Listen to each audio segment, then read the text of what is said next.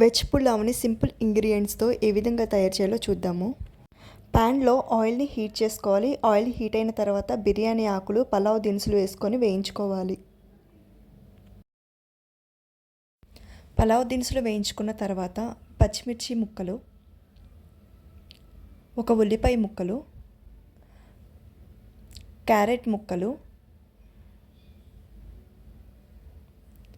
ఒక టమాటా ముక్కలు, నానబెట్టిన బఠానీలు వేసుకొని వేయించుకోవాలి.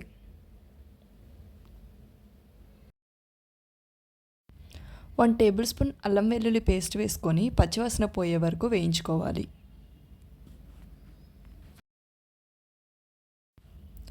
పుదీనా ఆకులను వేసుకొని 5 నిమిషాలు ఉడికించుకోవాలి.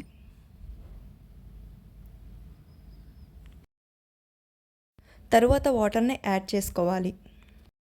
4 గ్లాసుల బాస్మతి రైస్కి 6 గ్లాసుల వాటర్ని యాడ్ చేసుకోవాలి.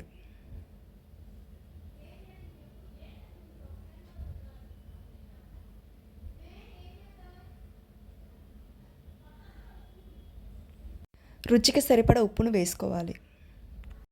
మూత పెట్టుకొని 10 నిమిషాలు ఉడికించుకోవాలి. తరువాత నానబెట్టిన బాస్మతి రైస్ను వేసుకోవాలి.